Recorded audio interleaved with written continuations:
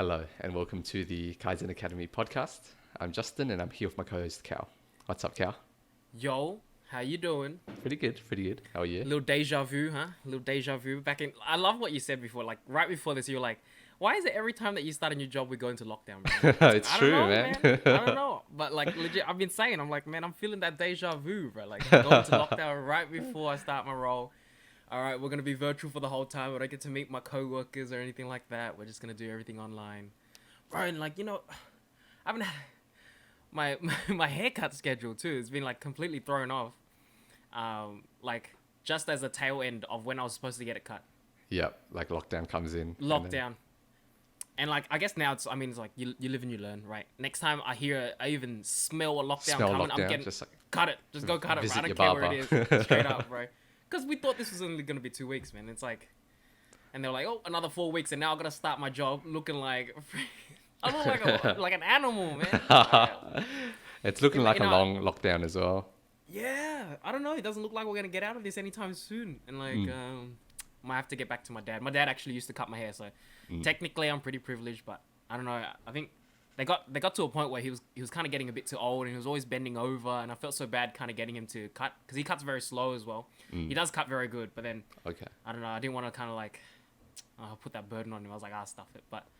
Gosh, I look terrible. I apologize to all the viewers. That's why I got my hat on today. It's like, oh please. And in the previous meeting we had at work as well, they were like, oh, make sure you look presentable on a first day. Make sure you're always looking presentable and stuff. I'm like, oh my god, how am I gonna do that? I got sideburns coming all the way down to my freaking jawline, bro. Unbelievable. I'm trying something new actually, Cal. Because I've had the same haircut for like years now. Ooh. I'm gonna grow out my hair during the lockdown, and then I'm gonna go Bald. see if I can try something new. Oh, Nah, thanks. not bald. I've gone bald before. Oh yeah, I that's. don't, I don't know if you remember. I do remember.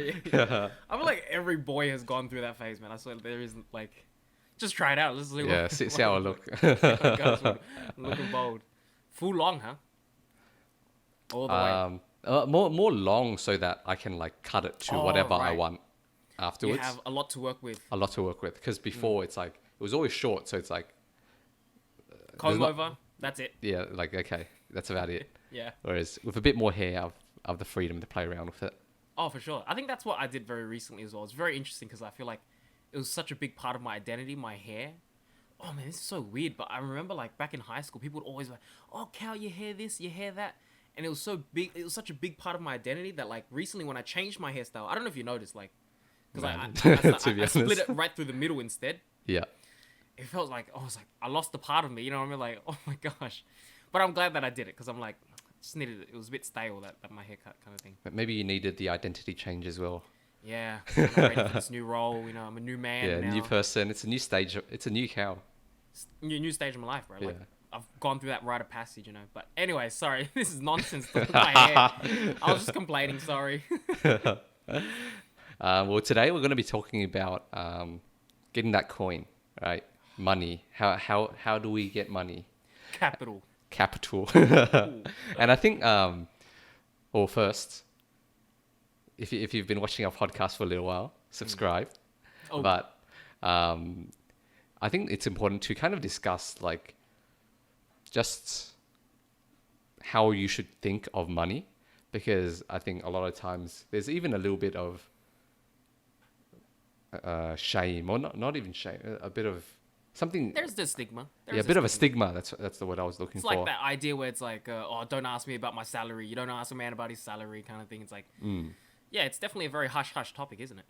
Yeah, and it's like sometimes like it's like like you don't want to look like you're like chasing money because like there's things more important than money, right? And then, like it's true. Well, I think so as well. But Yeah.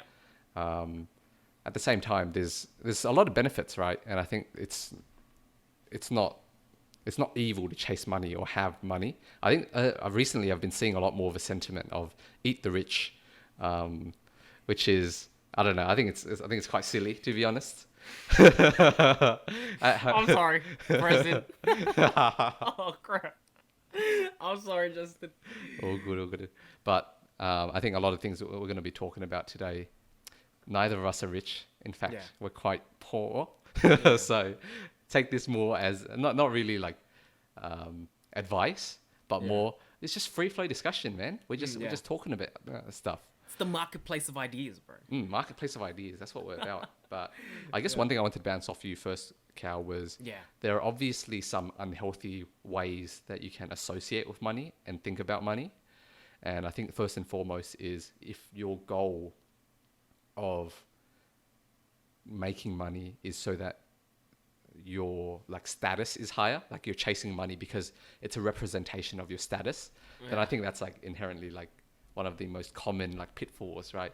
It's like Yeah. one of the worst reasons why you should be chasing money. Like, oh, I've got a 180K salary. That means I'm like, I don't know, a better person, or like Yeah. just like I'm better than other people who don't make as much, is quite clearly like unhealthy. Do you like do you speak from experience? Because I would say I would go out there and just like self-report real quick. I speak from experience. Like, if I were to talk about that, I do speak from experience, and I don't know. It's hard to like just the framework of what we live in right now. It's so easy to fall into that pitfall, isn't it? Just like everything's a competition, dog eat dog world kind of thing. Every man for himself, and it's frustrating because I think as I grow up, like that kind of conditioning has kind of pushed me to think in certain ways that I'm not very proud of, and I'm still kind of like trying to unlearn. But yeah, like when that's at your core, when it's really just like an ego, right? When it's kind of ego driven, I think that's really a time to take a long look at yourself. I'm 100% looking at. I'm speaking from experience, like quite literally. I'm entering this new stage where I'm like, finally working like a 9 to 5, right? But yeah, that's been really hard for me personally. I'm be real, man. I think that's very fair, right? Because like the way we grow up, we're in a cohort, and then there's always this like metric that we can kind of compare ourselves against our peers, like how well are you doing in school, right? What are your marks, kind of thing. And then I feel like once you get into the workplace, that same thought process carries over very easily onto your salary, because that's kind of a universal metric that everyone has, and it does represent status. Like it's fundamental to our society that people who are rich tend to be associated with more status, right? It's just like a fact. But I think the unhealthy association is more chasing money for that reason is really bad. It's like, okay, for me to climb up the social hierarchy, I've got to get rich, and that's why you're trying to make money. Tends to lead you to a lot of things, because I think tend to lead you to a lot of like bad places, because one, it doesn't necessarily always represent like the highest status like in society, right? Like just because you're the richest person in the world doesn't mean you're like at the top of the pyramid. Just because someone is like a millionaire, right, doesn't inherently make them cooler than like someone who like has no money. Because I'm sure we can just imagine like some nerd, right, who's like super rich but then like can't interact with other people. Like no one's gonna like them. They're not gonna be like super high status. They're not gonna be like well liked or anything. No, I get that. It's just this reminds me of something that I think I don't know when we spoke about this. Was this, or maybe like when we talked about the subtle art, but it was mostly like, you know, if you really want to find something worthwhile, you need to make sure that your values are fundamentally intrinsic, right? Because the second where it's like I'm chasing power because money gives me power, right? Or money gives me this, money gives me that, and it's always like some kind of status climbing kind of endeavor. Then you know, like that is just that's like your first class ticket to the hedonic kind of treadmill. You're just gonna be unhappy for the rest of your life. You know, like that's the easiest way to kind of set yourself up, and it's hard. Like I'm not blaming. I hope I don't come off as like, oh, you suck. I am the enlightened one, because it's like so easy to think like that, man. Especially when you come from, you know, and we predominantly come from, I'd say like middle class. We're like very much middle class. You know, there are variations of that. Are we? I think we're considered lower class actually. Oh, well, lower middle class, right? Yeah. But I think even then, it's like, especially when you're down there. Look, and I don't want to freaking maximize my donate to me, please. Donate to me we and live Justin, okay please. lives. We live in a first We world live country. It's I very want to be able to work privileged. from home. You know what I mean? It's like Mm. I don't need to be going out there while COVID's rampant. I am very privileged, but it's like I think even coming from our lower middle class kind of background, socioeconomic background, it's like that is always placed at the center, whether it's like purposeful or not. It's like kind of that's your life, right? And like that's what the people around you talk about. That's what kind of the kind of expectations your parents might be placing on you, and the people around you they kind of expect that out of you. And it's always about your income mobility. You want to make sure that you climb it, right? And so it's very easy. I can see how we can fall into that trap very easily. And like, yeah, it's difficult, but I think back to like the main idea. It's like the values they have to go beyond it. They have to be greater, more wholesome. I think it just seeing the bigger picture needs to be important. If that money is at the center of your drive, look, it might work out. You know what I mean? It might work out for a couple years. It's like it might get you to really nice places for a couple years, but I think even then, it's like it might be, I don't know, fruitless. That kind of chase. Because like I guess another thing, another problem with it is like you mentioned, like the hedonic treadmill, right? When you increase your salary, you're not fulfilled, right? You hit the goal, and then suddenly like you feel another sense of dissatisfaction, and then the goalpost moves, because that's just how we're built as humans, right? We're built to be always slightly dissatisfied, because if we're completely satisfied, if you're just like happy living in like on the street and like you're just having like the best time of your life, there's no incentive for you to work or like procreate or just like get on with your life kind of thing. There's no motivation to do that. And I guess people like thousands of years ago that were like that would have just been wiped out, because they don't have the drive to like survive kind of thing, right? They're just happy, which is why I think like we have that inherent dissatisfaction. So You think like, that's inherent? Like, but like, you know, sometimes we preach like, oh, you know, make sure that you're happy with what you have right now. How do you walk that fine line, Justin? Like, it's so frustrating because it feels so contradictory. You know what I mean? I think the thing that, at least the way I understand it for myself now, is that you shouldn't chase happiness. Is that you should learn to appreciate like just fulfillment or like peace, right? So like just say in this moment right now, I wouldn't say I'm like super happy or anything. I'm not like, I mean, talking to you is pretty fun, but let's just let's just say I'm doing my I was chores. like, wait a second, what? Yes. You're not happy right now, Justin? What is this, man? I'm gonna log out right now, right? What the hell? Let's say like I'm doing my chores or something, right? It's a bit of a pain in the ass, but I wouldn't say I'm unhappy. I'm still like pretty at peace and like, oh yeah, I'm just getting along with my life. And I think that's different from a sense of fulfillment is different from happiness in the normal sense we understand it, of like, oh yeah, I'm having a really good time. I'm like with my friends or something. And I think what you can strive towards is that sense of fulfillment of being okay with whatever's happening in your life. So even if you're going through a really bad time, you can be okay with not feeling great. You can be okay with experiencing a negative emotion. You might be very scared or you might be very nervous.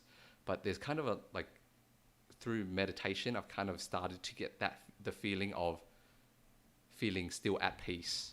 Like my mind isn't in chaos or all over the place, scattered or like racing just because I'm feeling these negative emotions. I can still feel at peace with that. And I think that's kind of the way around the hedonic treadmill, is how I see it right now. Yeah, no, I think that's a big part of it. I mean, we probably mentioned last time, but I totally forgot. But it was just like being okay with that dissatisfaction. Maybe, yeah, it is intrinsic, and like we will always have that tiny bit of dissatisfaction to make sure that we're always progressing, to make sure that we're always moving forward. But being happy with that dissatisfaction, being happy, yeah, that's cool, man. Like that's the thing that drives me, right? That's the thing that kind of keeps me going, and just appreciating it for what it is. I think that's important. Eh?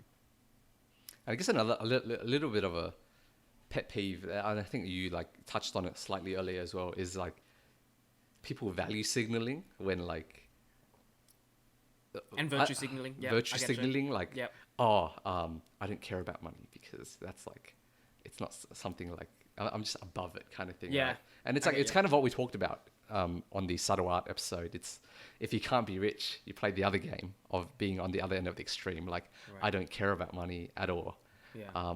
which is not great because I think money has a lot of inherent. There's a lot of value to money, right? Yep. I feel like there's always two sides to it, where people are like, oh yes, money won't solve all your problems, but then you have other people who are like, yeah, but like it will solve a lot of them, and it's true, Yep. right? Money will solve like so many of your problems. Like you don't have to worry about rent. You can do whatever. It buys you your freedom, which is what I think is one of the biggest reasons to like make a lot of money. Is you just don't have to do the things that you don't want to do. Yep. I think the biggest frustration with that sentiment, yeah, that whole argument of, oh, yeah, not all about that money. Like that is so stale. Like, what are you, like 5? You baby brain, like, freaking, like, what are you living in this vacuum almost, right? And a lot of times you catch people saying that, and it's like, oh, this guy has a lot going for him or her, right? Or he or she. And it's like, of course you can say that. Freaking hell, like. You don't know what it's like, right? But even I don't know what it's like. But I wanna just be like, kind of to present the counter argument to that. But like, yeah, I think it's a balance, bro. Isn't that just the balance? That's the most cop out. I'm like the most cop out person ever. I'm like, it's a balance, bro. It's you just gotta walk the line at the middle, bro. There was a really nice quote that just popped up somewhere on the internet. Yeah. Probably, but it was like, money won't, like having money won't solve all your problems, but I don't know. Having money isn't everything, but not having money is. So it's like, yeah, if you don't have money, there's like just so many problems that just pop up, right? It's Exactly. like, oh, I've got this medical issue that I need to deal with.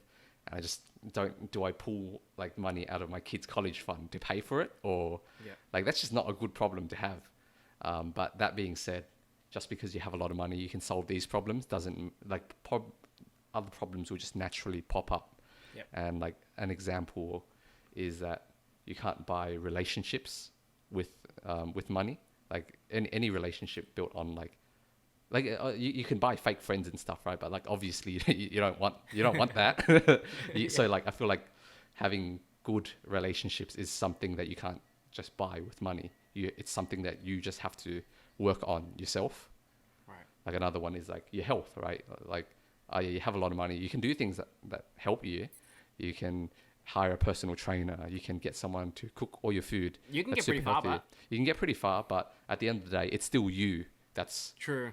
doing it. You're still working out yourself. Yeah. It makes it easier. You're still eating the healthy foods yourself, right? You can't just binge on pizza and stuff and then take a magic expensive pill that will magically cure all your ailments. You still have to look after your health properly. You can't drink too much. So like those two things are already super massive in terms of things that people care about. You care about your health, you care about your relationships, and you can't buy those things, which is, I guess, like a good argument for, money can't like buy you everything. So there's a That's balance, fine. like you were just saying. Yeah, that's fine, man. Like, it's like, what is it? It's like these like feedback loops as well. It's like the second you're down, right, and out, especially financially wise, it's like it's just so impossible to get out of, right? And like the second you're up, yeah, it's good, things can happen, but you're still gonna have to put in the work and effort to kind of like sort things out and get your life on track, I guess. For sure. Yeah, it's like when you're poor, it's very expensive to be poor. I think it's like another quote that I read. Yeah. I remember seeing a tweet where I was like, why is it so expensive to exist, bro? Like, I'm like, that's like, come on, man. Like, just paying for all this stuff. I'm just trying to eat, and I'm already wasting like $1 billion. But no, like, what were we saying? Sorry, the full digressed, but like, healthy values, right? Making sure that, we don't get lost in the sauce when we kind of like get into this conversation about getting the coin, securing the bag. We don't get lost in the sauce. Securing the bag. We're always back to your healthy values, and that's kind of like your your North Star, right? You need to make sure that you're on the right path. Exactly. So I just wanted to set that as like kind of the basis of what we're going to be talking about. It's like, yep, money is like has its goods and bads, right? Like it won't solve everything, but it's very useful. It's good. It's good to have. You're not evil for striving for money. So I guess the one thing I wanted to ask now is, what are your personal money goals, right? Yeah. Like, just general thoughts on that. I think there are levels to this, and I think as people get older, they kind of like they get to the first level. I think for me, for the longest time when I was young, I was like, I want to make sure that I can improve the quality of life for the people around me. Like, just make sure my parents live in a slightly more comfortable home. Man, sometimes my parents don't even have proper hot water. Like, these days it's been so cold. I shower at night. Like, sometimes when I'm home, I shower at night, and it's like, the water is not even hot enough. I'm like, what is going on here? And like, that kind of, there is that first entry level. Okay, I need to make sure that the immediate lives of the people around me, that at least that can be improved, or I'm looking to make sure that that's improved. Yes, and I think I will admit that is somewhat of a materialistic kind of goal, but I mean, that's the society we live in. That's kind of like the reality I live in. I need to make sure that my parents live nice lives for the rest of their lives. And I mean, that's fine, right? It's like, you don't want your parents showering cold water all the time. Exactly. It's That's Gucci. fine. But I think over time, there's been like slightly more introspective kind of I guess thoughts about this as well, where it's like, I think something that me and Kelly have been discussing recently is just like the capacity to live more ethically and like consume. I think money is very much tied to like consumerism and like what you consume, right? And how you live your life. And I think when you're poor, or when you're like kind of, say when you're shopping for things, and like you shop for something, I think my natural instinct is to sort from low to high. My natural instinct is to go to the cheapest, the most low quality, to kind of just get what I need so that I can get the job done. But I think as I'm given the opportunity to kind of, the opportunity of income mobility, I think I'm kind of looking into making sure that how I live my life is by the values that once again, by the values that I hold dearest, I hold closest to my heart, making sure that like, I live a life that has a net benefit to the world. You know what I mean? I just don't want to be like an absolute sucker. All I do is just use, and just waste kind of thing. That's kind of something I've been seeing recently. And like, me and Kelly, we've been fighting over like, just, should we buy this sustainable iPhone case? And the iPhone case is like $80. Like, that's a lot of money. Can you see what I'm trying to say? It's like, to live sustainably in the current society is like, okay, pay $80 for this sustainably made, freaking recyclable iPhone case, or pay not like made, 50 not cents. made by kids in China, like made by an adult who's like properly paid kind of thing. Or hop on eBay and pay like 50 cents for a case that's been made by a child, right? It's just so hard, and I think that's something that I'd like to make sure is going to be improved as my own income is improved, as I make more money. I'd like to make sure that the choices that I make through consumerism or through consumption is like wise, right? Can it be sustainable? Can I just not waste as much, right? And that's been a huge thing for me. Can I consume ethically? I just find like in the current state of things, it's a lot easier to consume ethically if you have the means. Just like that example, it's like a lot of the sustainable things out there extremely expensive, right? But even just kind of going back to like just normal consumption, I find myself kind of sometimes just buying things just for the sake of buying things, and just making sure that I kind of remove myself from that like very negative cycle. But yeah, that's a huge thing for me. I think what I wrote down was just like making sure I don't fall into like that hyper consumerism. I think that's the world we live in, man. Marketing, ads everywhere, man. Like the temptation. Freaking, when I go on my browser, I almost don't even automatically go on Facebook anymore. That's not, social media is not even my issue anymore. I go on Ozbargain these days. Ozbargain. You know what I mean? Like I'm like, what can I get? Bro? What can I buy? What's on sale? And it's like, that's kind of the big problem for me now. And I'm gotta scratch that itch. It is. It's like this dopamine rush. What's that word? Something therapy. Retail therapy. Retail therapy. Yeah, it is. That's not good. Michael, we were in Discord the other day, and Michael was just buying a new graphic card, or he was buying a new computer, like parts for a computer. I was like, stream that. Let me watch you buy this so I can get the dopamine hit too, bro. And I was like, bro, like something is so, I'm just so tied to it. That's definitely my new vice that I'm trying to learn to get over. That's a huge one. Making sure that my consumption is ethical, sustainable. It's a very interesting point. I haven't thought about it before, but that's a very good point. Yeah, I guess because climate change and all that stuff is a real big conversation these days, and it's hard to ignore. And I was just like, I just want to kind of read up and kind of educate myself on some of these things. And I was like, watching a couple videos, reading a couple articles. It's just like, do what you can. You know what I mean? Do what you can. It'll be nice. That's kind of the thing. It's like, I think that sentiment has always been with me. Like, even when I was a lot younger, you know, my parents have always taught me kind of, when I chose my degree, it's like, as an engineer, in a naive child's mind, an engineer is doing a net benefit to to society. You know what I mean? Like, and that's kind of a big reason why I chose to be an engineer when I was a lot younger. It's like, For sure. yeah, there's gonna be some kind of helpful output that I'm gonna be contributing to society if I take this kind of role, right? Hopefully, that's my goal, right? When I was a lot younger, so that's a big one. I think philanthropy is a huge one as well. My parents, big influences on this. Like, I used to go Vietnam every single year. My parents would literally just go there. We'll fly back to Vietnam, and we'd spend like 5 weeks or something like that there. And to me, it was a holiday because I was a child. I was doing nothing. But my parents would literally be visiting all of the hospitals in the area and making sure that all the people who kind of need the financial aid in those hospitals get the financial aid that they need, and like just going around donating like a bajillion dollars. And I used to be I used to be such an edgy teen, like so dumb. I was like, oh, this is so silly. Just virtue signaling. I literally thought my parents were virtue signaling, and I deserve to go to hell for that. And honestly, it's so dumb. Like, and now that I look back, I'm like, that is probably the most wholesome thing that you could be doing. They don't make a lot, but I think kind of that commitment to their philanthropy, with the conditions that they have, I think that has to be a big part of my goal as well. When I kind of progress, it's like, hopefully a big part of that is going to be is going to give me the opportunity to just like kind of help others. It's like help the immediate family. It's like, yes, unlock that, unlock the next one. You know what I mean? Kind of just expand that circle. That's how I see it in my mind. And I guess the last two things that I just wanted to mention is just like eventually be able to work part-time. I think me and Kelly always talk about this as well. It's just like, man, the 9 to 5, Monday to Friday sounds a bit rough. Or she's always telling me how it's like, it's just so rough Monday to Friday. She's like, I feel like I'd be so much happier if I just did 3-4 days maybe. I'm like, you know what? Maybe there's something there, man. Maybe down the line I'd like to just be at a part-time kind of capacity, working at a part-time capacity. That would be really cool. I can see that because, like, yeah, like if you're working 5 times a week, like especially if you've got like a big commute, like those 5 days you can't do anything. You go home, you maybe do a few chores, eat dinner, and then wake up. It's like restart, and you have 2 days at the end of the week where you can do whatever you want. And it happens in like the weekend's over in like a second. It's like, what the heck, man?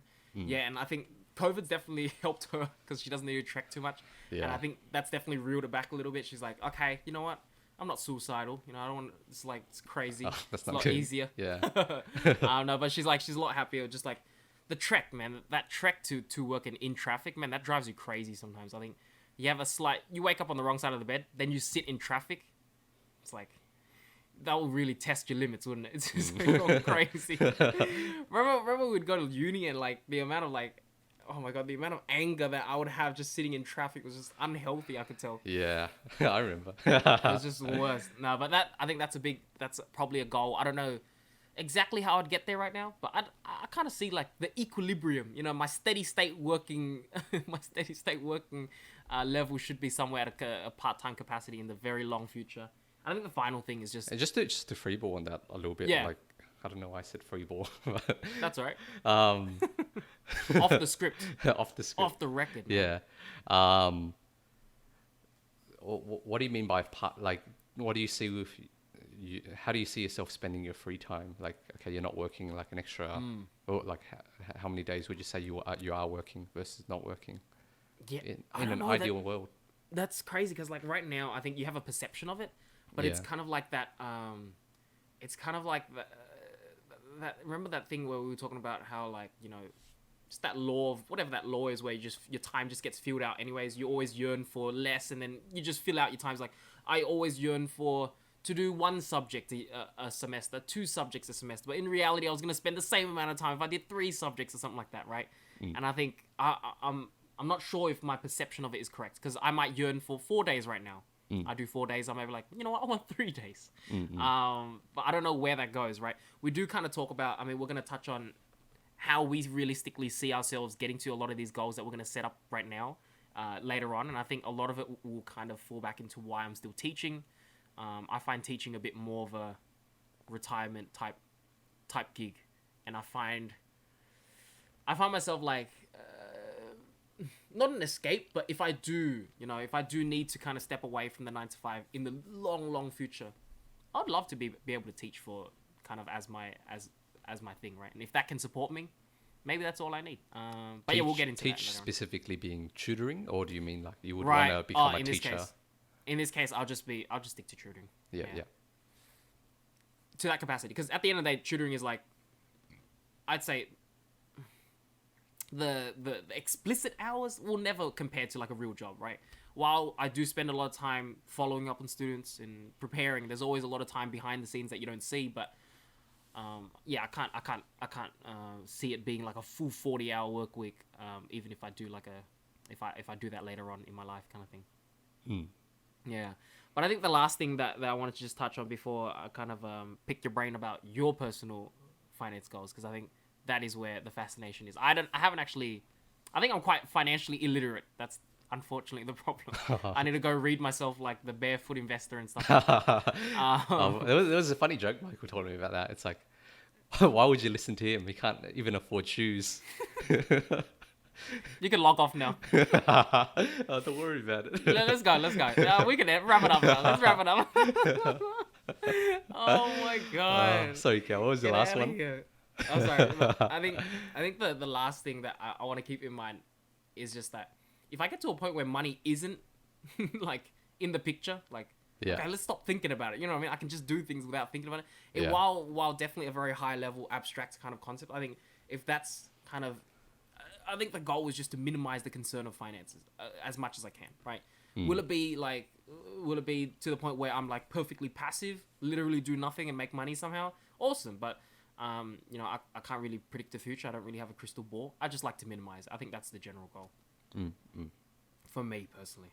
All right, let's see, Justin. Hit me with the wisdom, bro. What about what's the playbook? What's the play? You know what I mean? Let's go.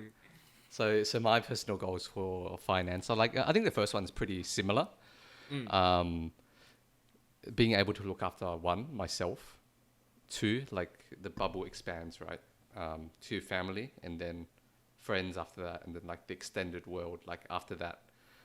So like 1, it's like I don't ever want to be in the position where I've got a medical emergency or something and I just can't afford it, or I can't afford rent. Like I'm worried about like shelter or something. Like that's not something that I never want to experience. Same for like family members, right? Immediate family members as well as extended family. If someone like one of my cousins has like a severe illness, or they suddenly like become homeless kind of thing, I don't want to be like, oh yeah, I don't have the resources to like help you out. So I think having the ability to not have to worry about those things, like if an expense of a random $10,000 comes up for like a surgery or something, I want to like have the freedom to be able to be like, okay, I can help you out, and it won't impact my life like extremely severely. It won't like be taking a chunk out of my rent money so that I can help you out. And like if they pay me back, it's whatever. It's like I'm happy to help regardless. It's not an expectation of like, no, you got to pay me back for this later on. So I think that's number 1, like looking after myself, my family, extended family, friends, and then of course like some philanthropy as well. I don't think I haven't gone to the stage where that's even like too conscious of a thought, but I know it's like something that's important.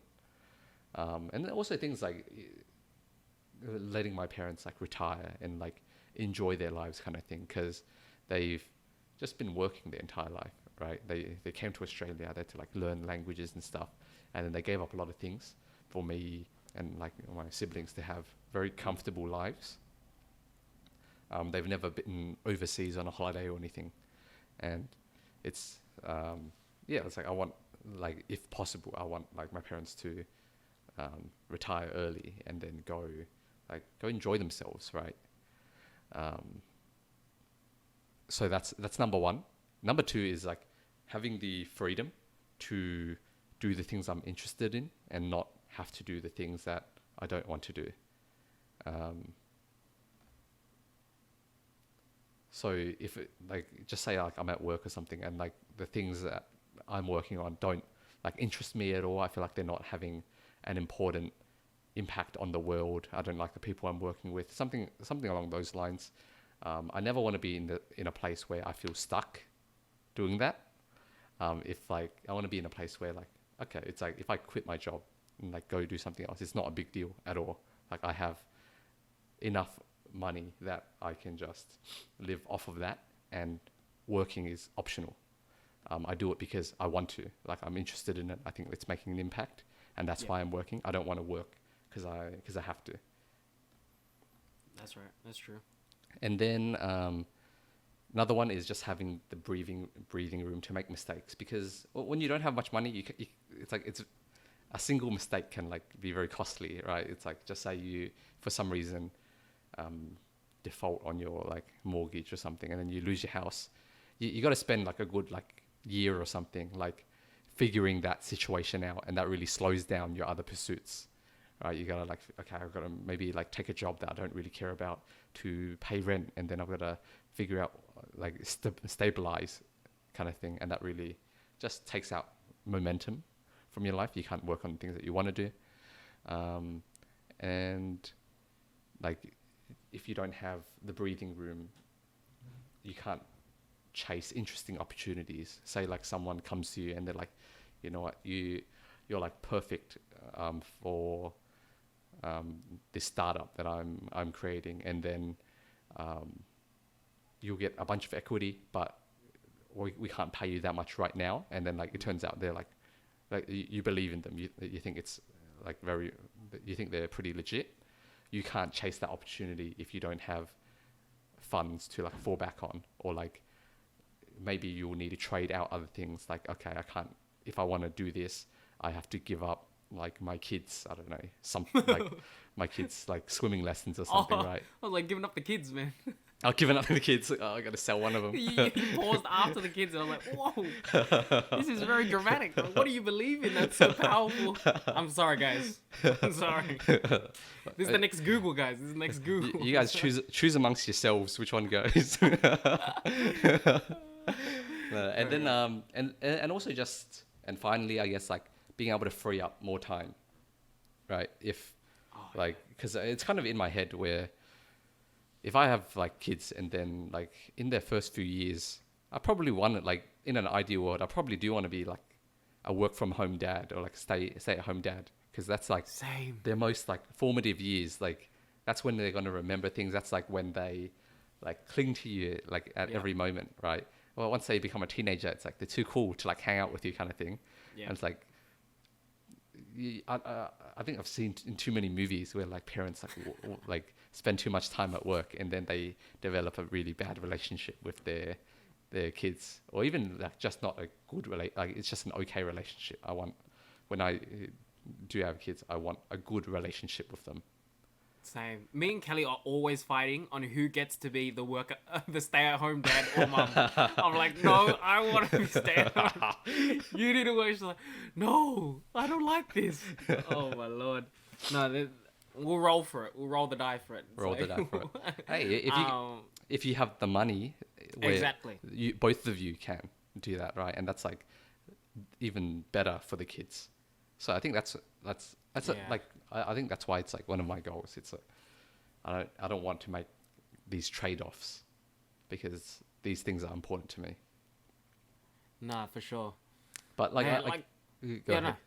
I was just thinking like what you mentioned, like just like not being able to, or being forced to do work that you don't want to do.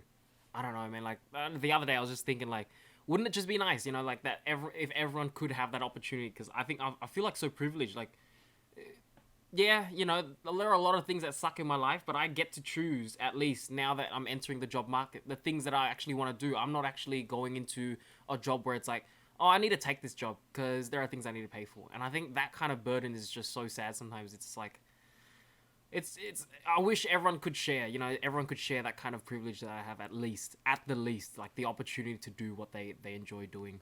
And I think it's also like a net loss for the world when you aren't able to work on the things that you're most passionate about, because I feel I like love that. when you work on the things that you're most passionate about, it means like you're going to put in so much more energy, so much more effort. You're going to care so much more, and inherently, I think, deliver more value to the world.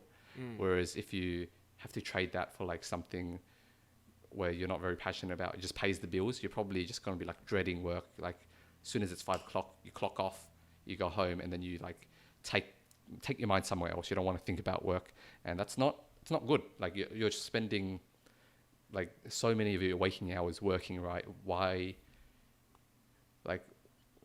do something that you don't want to do? Yeah. And Yeah, of I course, think that's a privilege. Like, yeah, that's a huge privilege, eh? But like I guess like I used to be like, oh, don't think about where you worked. I used to be so naive about this. It was like, you got to think about you got to think in the aspect that like, work is work, and it'll get the job done. It'll pay the bills. Like, because sometimes I think a lot of young kids kind of grow up and they put a lot of pressure on, oh my god, where I work needs to be perfect, right? I used to be so naive to that kind of mindset where I was like, that's silly, right? It pays the bills, and go find something else. But it's like, at the end of the day, how many waking hours will you be spending at work? A lot, right? Unfortunately, there will be a lot of it, and there is no way, two ways around it. You will spend a lot, and I think that's kind of where the hyper focus of, I need to make sure that the thing that I do actually brings me joy, because I'm going to spend so many billions of hours into it. I just feel bad that I've kind of parroted that kind of sentiment before, but yeah, it's the reality, right? I will be there for so long, so I want to make sure that what I do, I'm actually putting out like my best output, putting my best foot forward, doing the best that I can, I guess. yeah, and then I guess like we've both defined our like ideal like financial like situations, and I guess like for me at least, I think the number is probably somewhere around like $30 to $50 million is like net worth is probably like the goal, Yeah. right? Like to achieve those things of Yeah. like being able to look after not just myself but also family, extended family, and Yeah. like to a lesser extent like friends, like being able to just like cover them if they need something. Like that's very important. Being able to give my kids, I don't have any kids, but when I do, not having them, not feeling like I'm not able to give them something that's like important. Like just say like they're super into like, I don't know, swimming or something, right? Or like something, and I feel like they're very passionate about it. Like I want to be able to enable that.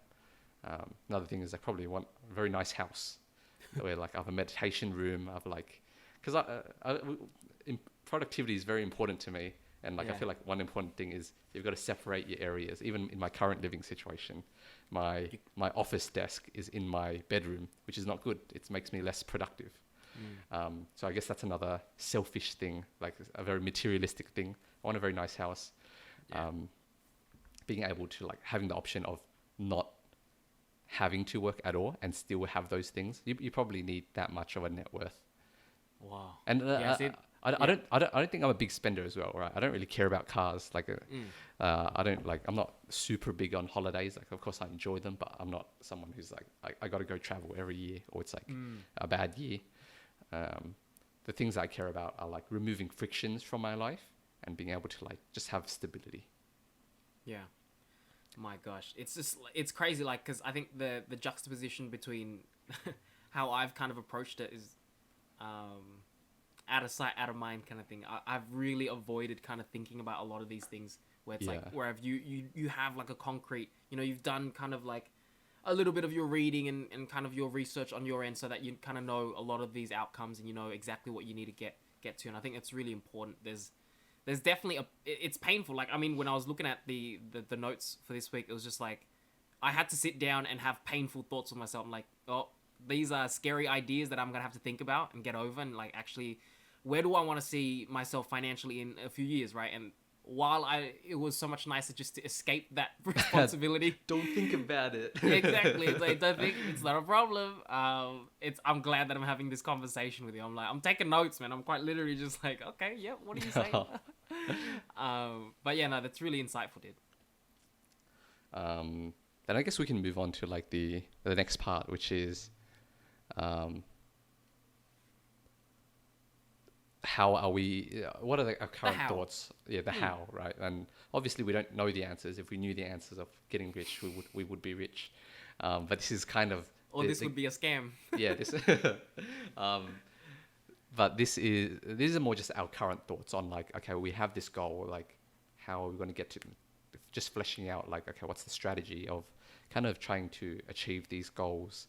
um, and of course these can change. So I guess like, do you want to start off, Kel? Yeah, yeah. I think I'll start just because I don't think mine's very, mine's very elaborate or anything like that. I think, like I mentioned, it's just I see myself. Yeah, I haven't had a chance to like really think this through and kind of do my research or exactly how much of a net worth I'd like to build and everything like that. Everything, there are still a lot of things up in the air. I think I see myself, but right now I'm scared to say too much just because I feel like I'm in a very formative part of my life in terms of finance. Like so many things can change right now. I'm going from literally almost unemployed to a full-time job, right? And it's like, what is that going to entail? I don't really fully understand that just yet. It's like, I'll get back to you in a couple of months and I might have a slightly more concrete answer. But in this case, I think I do see myself just kind of giving it my all into this next 9 to 5 venture, into this grad program, kind of making the most of that opportunity. I think that's just making sure I see it to the end is probably the most important thing. Just don't want to make sure I give up. That's just not the vibe that I want in my life. Like making sure that the opportunity I have at hand, I'm going to see it through. If I don't like it, that will be a decision I make at the end of the program. You know what I mean? It's like, so just kind of head first, seeing how it goes. That's going to be a big thing. But I think it's going to be important for me to continue to teach. So this is something I mentioned a little earlier, right? I want to make sure that I can teach on the weekends in my spare time, which is something that I think I've gotten to a point where I can do somewhat like autonomously, where it's not taking too much of my brain space. I think I can be a decent teacher without really spending billions of hours sunken into this because I've done it for so many years. So I'm very fortunate for that, and obviously I have the opportunity at Peak. They're giving me that opportunity to, and they're very much catering like, oh, when am I free, and like I'll make sure my classes are built around then.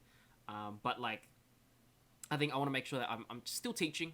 I'm making sure that I'm building the reputation. We spoke about this last time. It's like, where do I want to achieve, or what do I want to achieve? It's like, I remember you said, do you want to be the authority on physics around here? I'm like, yeah, that's kind of like, if I want to be like, if you want a good physics teacher, hopefully what comes to mind is, hey, come to me. It's like, I can hopefully give you a good experience and I can get you through the syllabus well, right? And that's kind of my idea right now, just so that I can make sure, and this ties back to what I mentioned earlier, that if I do kind of want a slightly more part-time gig, I can imagine myself teaching, right?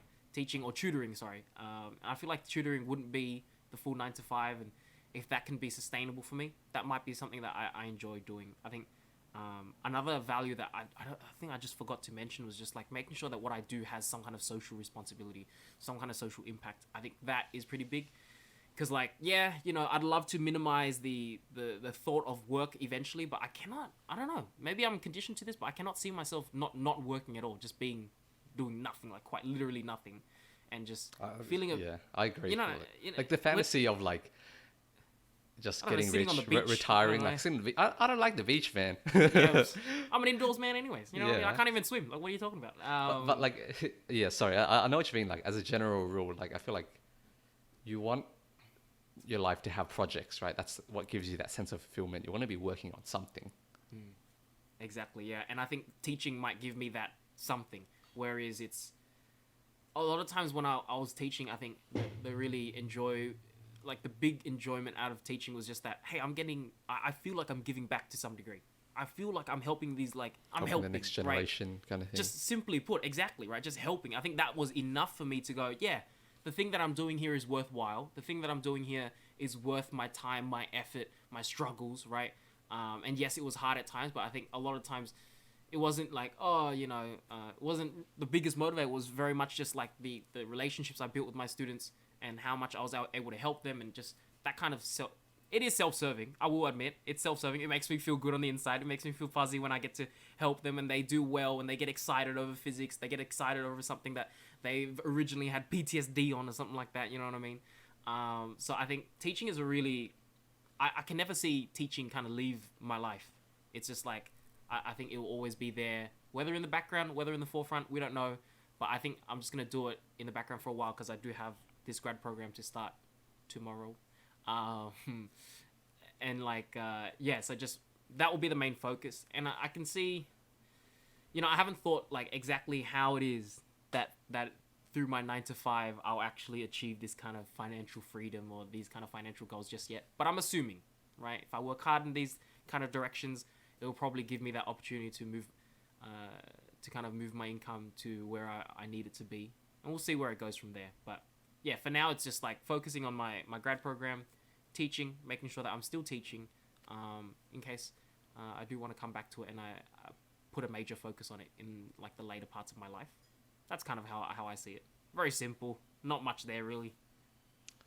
This might be a bit uncomfortable, Calvert. Go for it. Like, do you think it's realistic that having a 9 to 5 like that, and then like having a side hustle as well, like on the weekends, you'll be able to like achieve the goals that you've set for yourself? Like, okay, so you want to be able to look after not just yourself, but also like your family. You also want... just say like when you do have kids, you want to be the stay at home dad. Yeah, true. You want the flexibility that like money is not like a big deal. Yeah. I think yeah. I feel like I think an important thing is that you've got to have a strategy of disconnecting your actual time, your inputs, from your outputs, right? Because like your 9 to 5 and that the side hustle, the part-time job, those are like to get money every hour, you need to put in an hour of work. Yep. Essentially, and I feel like that's like ON. It's like linear, right? Hey, I've been doing that. I know what that is. Good man. And like as you would know from like comp sci, ON is terrible at scaling. Oh, in the context of like computing, it's good because it's like... Oh yeah, it's not ON squared. Yeah, it's like... but we're looking at from the other perspective. We want like more. So like ON is very tied to like your ability to work. Like if you have a severe injury or something and you're unable to work for a little while, then like you're going to get zero kind of thing. So like I guess like ways to get around that, like investments probably. Have you thought about those? I remember you were into crypto for a little while. I think crypto was just glorified gambling for me. Oh yeah, fair enough. I honestly did not I don't condone it on any front from my personal experience. Just like because I didn't know anything about it. I'm just like, oh, this coin has a nice symbol. I'm just gonna put some money here, put some money there. I've heard some people get rich quick, whatever. Yeah. That's more of a fun thing, but no, I think being highly neurotic and highly like negative about myself, that's something I'm always battling. I was kind of walking on eggshells when I talk about this, but I guess one of the dreams that I had was just like owning. I mean, it was kind of something we started with Kaizen, right? But like owning a tutoring center, having that as mine, I think that opens the door to passive incomes, and that does open the door to, oh, maybe I might not have an ON relationship with work anymore. That's kind of where, and that's kind of why I'm still teaching, and why I'm going to still put some effort into like building my reputation on that end, making sure I'm still putting effort back into Peak, and making sure I'm still contributing back to Peak, making sure that like I'm staying sharp, so that if I do if the opportunity arises, right, if kind of the 9 to 5 is not supporting, or it's not like realistically, I think after doing the 9 to 5 for a while, I think I'll see a decent trend of, okay, this is taking me where I want it to be, or I might come to the realization, oh, this will never take me to where I need to be, right? And I gotta kind of make sure I switch gears, and I think making sure that I'm continually teaching allows me to just switch gears a lot easier. If the opportunity arises, right, I can jump back into it, and I can do teaching maybe full time or something like that. And you're refining your skills, like, because by that point maybe you've been teaching for 10 years or something. Exactly. It's and I can very much see that if I let go of it right now, it becomes like once again, like I just avoid it. You know what I mean? Like out of sight, out of mind. I'm not teaching anymore. Don't worry about it. Yeah, I'll do it next year. I'll do it next year. Or I'll get back into it next year. And then when the opportunity arises, it's like I haven't taught for 5 years, and it's like, what am I gonna do now? I try to come back, and it's like, who the hell is this guy? Why should I listen to this guy? Why should I go to this guy's class? Right? I have no reputation, no kind of foot in the game. I can see that being extremely difficult for me to do. But yes, let me play out my fantasy for you guys. It was really hard for me to kind of play out that fantasy before, but I think definitely owning like a tutoring center is a really cool end game for me, where it might open myself up to a lot of the goals that we were discussing before. Because at that point, like you have a slice of the pie, or at least like maybe you have the whole pie. Yeah. But like that's not tied to your direct hours. Once like your business is running, like up and running, like for a while, like you can make it so that it's run entirely by employees. You can jump in when you need. Potentially, you're still working on your 9 to 5 job as well, and then you have both income streams. But I can see that as very so. Like this is my interpretation of your game plan, Cal. Is have a stable 9 to 5 for now. You know, pay like keep your life stable, help your parents out or whatever, but also like having that bonus income from tutoring.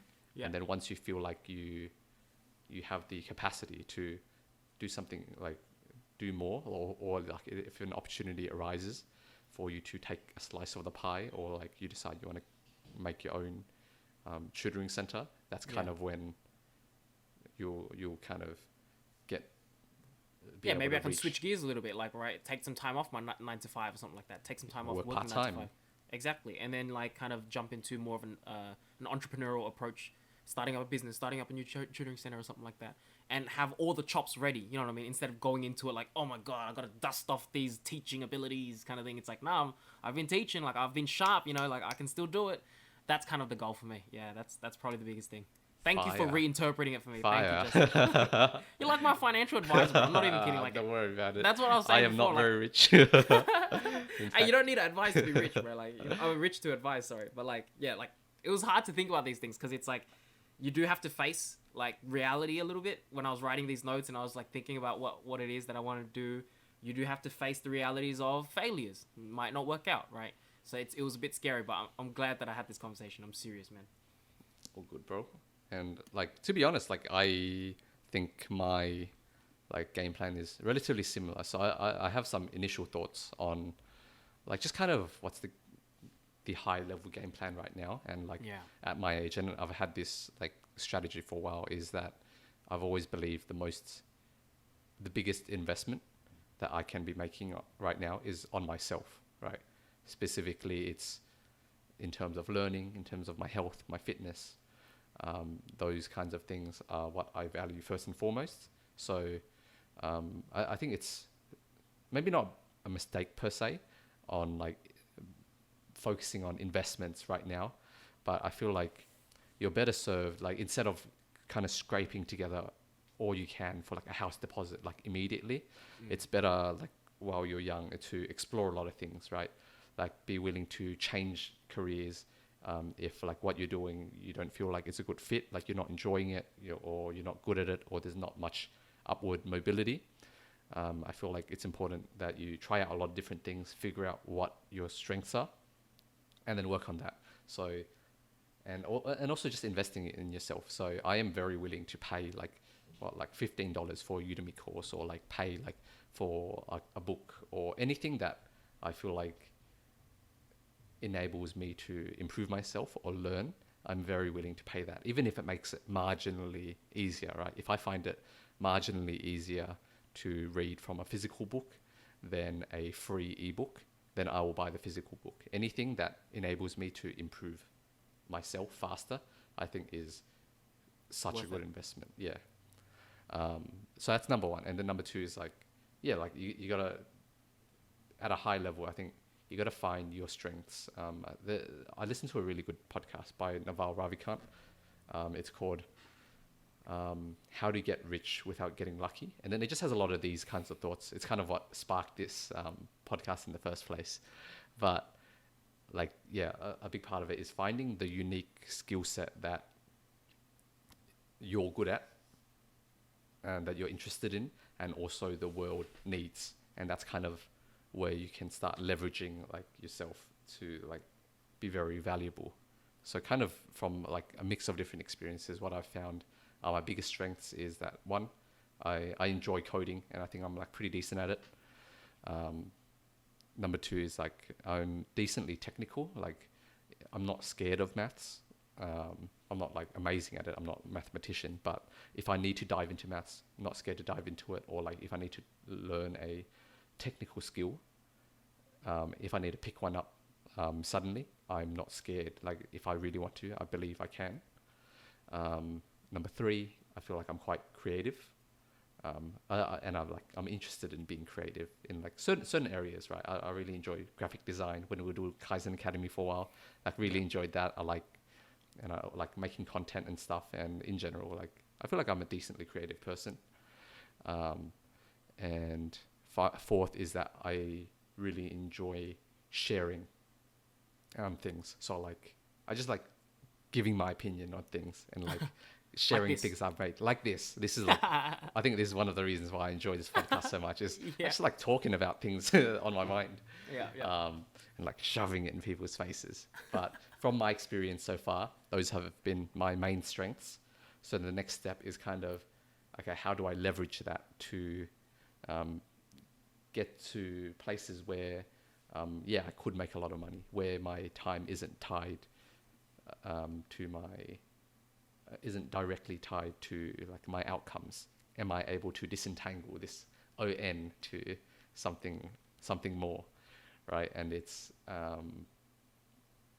and I think there's a few avenues that both like make that possible and also take advantage of my skill set.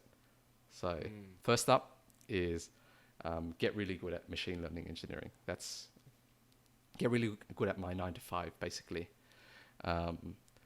And that's a big reason for that is stability. Like I need like income right now to like make sure I can look after myself, just pay for things and whatever. And also like I'm also just learning, right, a lot. And then I think that will be the biggest focus until I hit a point of diminishing returns on my salary, where it's like, okay, just because I study an extra 5 hours a week doesn't mean that I'm going to get a big pay rise, because your salary, your work salary is gonna like, it's logarithmic, right? You're not gonna get to 700k salary at some point, because that's just not how it goes. You eventually hit a point of diminishing returns, and at that point, I feel like the best thing to do is start negotiating more for your time rather than for more salary. So like, just say for software engineers, it's maybe like 150 grand is kind of like that's really high already. That's like kind of you're getting diminishing returns. Maybe at that point, I will start negotiating like, okay, instead of a pay raise this year, can I get one day a week off? Yeah, it's like I only work 4 days a week, and then maybe a year after that, it's like, okay, instead of more pay, happy with my pay right now. Maybe it increases just with inflation, but I negotiate for 3 days a week, and that gives me an extra 2 days a week to work on other endeavors, while still keeping this like base of stability, which is very important. And I guess just like as a random thought, I don't see myself leaving like the 9 to 5 anytime soon, but I do see myself like trying to aim to get down to 3 days a week. I think that's ideal for me. Step 2 after that is work on this podcast and also a YouTube channel. And this is like starting to get to the realm of like not being directly tied to my time. So I'm not getting paid per hour anymore. It's like kind of there's a potential for it to be multiplicative, right? Because like media is just a very highly leveraged area. You make one YouTube video, it can potentially reach like millions of people, and then so it's not directly tied to your time. But it's something you got to work on. So I kind of see that as like a side hustle for a while, kind of build on my brand, my name, kind of thing, and just I enjoy sharing things, right, which taps into the strengths that I said before. And probably another way to leverage my 9 to 5 is that I'm interested in machine learning and stuff. I could make content in regards to that, or just topics I'm interested in. So that's like a very flexible, a very because you can pump the brakes on it. It's like, okay, I don't have much time nowadays. Make one video like every 2 months, or like, okay, suddenly you have more time. You can put more time into it, make more videos, more podcasts. So I think what I like about that is that it's not only very flexible, but it's also it has the potential to really pop off and become passive, like semi-passive, I'd say, because you still need to put stuff out consistently. You can't just rely on like old videos. Yeah. And then that's like number 2. That's like starting to be, I don't know, O-N squared now.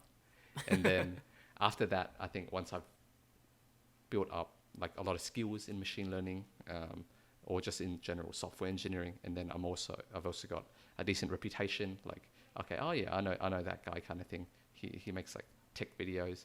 Ooh. Then I reckon probably getting into the startup space would be the natural transition, because that is finally where it's like high risk, high return, right? Maybe like I'll look to join an early stage startup, get equity, and then like that's when like there's the potential for me to actually get to that 30 to 50 million range, which was what the goal initially was. I don't see that being possible at all with the first level, with just the 9 to 5.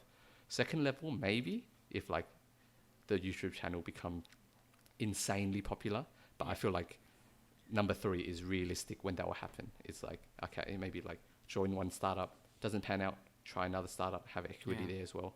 And like eventually if all goes well, like if I contribute enough and it's like get lucky enough, then like maybe it will just blow up as a company, and then I'll have equity there. So that's kind of the game plan. Dude, that's fire. I think this is such an important discussion to be had, like, especially hearing it from you, because you've actually taken the time to think about so many of these things. Like, I'm not even kidding. Like, honestly, I'm taking so many notes, mental notes right now, just like thinking about like what you're saying, and like just to have. Honestly, I think it does take courage. It takes a bit of courage to be so definitive about where your future will be. And I'm just glad that like we're having this conversation. I'm glad that this is going to be out there for anyone who's like kind of just looking for that inspiration. It's like kind of like a bit lost, kind of unsure about where the next steps will be. I think this is really awesome. You really have it laid out, and I think it's so insightful, dude. And I guess like that's maybe one of the reasons why it's like we don't want to think about these things is because there's a lot to consider. There's like these were to get to this formulation. I know we covered like this like pretty quickly in like an hour or so in our podcast, but these thoughts were formulated over years, right? Like it's a combination of like thinking about what my goals are, like figuring out what I'm good at, and like figuring out where that fits into society. And like even then this plan isn't foolproof. It's going to change. Like it's for sure going to change. But you've got to adapt it, right? To yourself, to what you want and what your strengths are. Because this plan is probably only applicable to me. Like this exact plan is only applicable to me because these are the things that I'm interested in. I'm interested in like making a YouTube channel. Like if you're not interested in making a YouTube channel, then you probably shouldn't do it because it sounds dumb. Yeah, it's like it's not going to work. Like because you're not passionate about it. At the same time, I don't care about becoming a billionaire. That's not like something like that I care about. So I shouldn't be tailoring my plan to kind of like if that was what was important to me, then I probably would forego like a 9 to 5 and only focus on high risk, high return startups because that is the only way you're going to become a billionaire. Yeah. So you got to I reckon everyone's got to think about these things and tailor a plan just for themselves. Now hearing what you've said, it's like now looking back, it's like that's kind of like what I was, I guess, trying to communicate before without really knowing what I was trying to communicate. But it's like my strengths, what I've seen over the years is my strengths is I'm a communicator, I'm a teacher, right? I really enjoy that kind of those relationships, and so like a lot of the work that I do tends to kind of just gravitate towards that side, right? Even the grad program that I'm starting has very much gravitated towards a lot of those strengths, and it's making sure that I'm playing into those strengths just to kind of, I think, make the most of what I got, man. If you want to just get ahead, that's kind of how it is, eh? I guess just out of curiosity, what would you consider your personal like strengths? What edge do you have? Like, what do you what are you unnaturally more, not unnaturally, but like more interested in than others, or what do you just pick up easier than others, or what do you do better than like the average person? Yeah, that's a good question. Feels like my job interview right now. Yeah. And if it was my job interview, I wouldn't say this, but I think very much so. It's like I just talk a lot of shit. It's like that's me. Yeah. I mean, that's why I'm here. That's why you have me on, bro. I talk mad, mad trash, man. It's pretty good. It leads to a very very good podcast. I can spin it, like, or I've had the ability to just spin it. So it's like Just as a quick aside, like Yeah. for our last episode, I made that sound wave thing for you. So like it just visualized Cal's like voice. Right. And then like I was just looking at it and it's like, damn, this is a very entertaining voice. Like a lot's going on like in these sound waves. Like the frequency Yeah. response of It's like kind of all over the place. It's like squealing Yeah. over here and then like whoa, go Yeah. wild over here. I was like, damn. I've got a big range. I've got a vocal range. They can say, you know what I mean? Yeah. I guess I'm very animated as well sometimes. Very but animated. I think yeah. that's the word. That's how you convince kids to. That's how you convince kids to study about special relativity, man. If you're not animated, they're just gonna doze off. That's just the way that it is. You know what I mean? No other way of convincing quantum physics to be exciting unless you freaking you put it you give it a nice spin. But yeah, I think that might be one of my strengths, and I think that right now that's kind of like the first strength that I've discovered for myself. Maybe I would have liked to kind of play out some more technical endeavors like the stuff that you were talking about, because honestly my startup experience was pretty fun. I wouldn't say I was getting amazing with coding, but it was just fun. I was like, oh, this is some fun stuff that I was doing. And I was like, I can very much see myself doing stuff like this. And maybe that might be like in a year's time, in 2 years' time, that might be something where I might transition to, I just want to make sure, I'm making the most of what I actually enjoy doing and my strengths in that case. And again, I think that's the most important thing when you're young is finding what you're good at and what you're interested in, because that's step number one. If you don't know those things, like you can't make progress. And then step two is, okay, what is the unique positions where like, what are the unique positions where you can leverage those strengths, right? Because to be like, there was a very interesting thing. I think his name is Scott Adams. He presented a very interesting thought. It's like, to become the number, like the top 1% in any one skill is very hard. Like, okay, if you want to be the top 1% in best athlete or like top 1% in terms of coding, right? And you're not naturally that inclined towards it, then you've got to just sit there and grind so hard. Yep. But you probably it's actually much easier to have a set of maybe 2 or 3 different things that you're pretty good at, maybe you're top 25% in, and then combining those into a place in like somewhere where you become top 1%. Oh. So he's like, I think what he was doing was he's the author of Dilbert, and then his combination of things is like he's funny, he has business experience, and he has drawing experience, right? So Dilbert's just this comic strip about like work life, and then that's how he that's how he combined those 3 things, because not like just because you're funny and a comic book artist, you probably don't have business like skill as well. So like, or like if you're funny and a business person, maybe you don't have drawing skills. So he's in the top 1% for drawing Dilbert comics. Wow. And I think that's kind of where you want to be. You want to find your Dilbert. You want to find like, what's something that you can do that leverages the things that you're pretty good at, and by combining those, you become like the best at it. That's cool, man. That's kind of like a nice way of saying like a concept. I think at Salesforce they use this a lot, but like being a trailblazer. That's very much like being a trailblazer, man. Like you're kind of opening up almost not your own industry, but for lack of a better word, kind of thing. It's like taking very common things that you're decently good at, and then like kind of just opening up a whole new lane where you can be the leader, right? That's awesome. That's really cool. Well, I'll be looking for the other 2 or 3 things. I'll get back to you guys when I've found it, and hopefully I can combine it into something nice as well. Awesome. Then I think that's it for this episode. You want to finish off with our song recommendations, Kel? Yeah. The past week. I mean, no, not even the past week, man. Kelly's just a huge. Have you heard of her, Olivia Rodrigo? I mean, I've heard of her. You can't. Yeah. You can't almost avoid her. Yeah. But Kelly's like a huge fan. So a lot of the mornings I'll just wake up and I'll sleep in a little bit because I was in my unemployed life. Yeah. She'll just be working and she'll just be pumping this and brainwashing me as I sleep. And like now I'm like a huge fan. I'm like, yep, no, this song's fire. But the song's called Favorite Crime. Just a really catchy song. Kind of reminds me of. Do you remember Misery Business? Yep. Paramore. Yeah, Good song. dude. It touched into like a bit of nostalgia. It's fine, man. You should check it out. I think you might if you like Misery Business. I do might like Misery this one. Business. Okay. I had a feeling. Olivia Rodrigo, Favorite Crime. Yeah. Check it out. My one for this week is Wake Up by Elaine, and it's from a K-drama. It's called It's Okay to Not Be Okay. Yo, it's fire. It's such a good song. It's good. Every time it comes on, I was like, man, this song's so there. K-dramas just be fire, but like they just, man, sometimes their soundtracks just unbelievable. Man. I feel like for me, like soundtracks are either like hit or miss, right? Like some shows, like the soundtracks, I'm like, yeah, there's not a single song on here that I care about.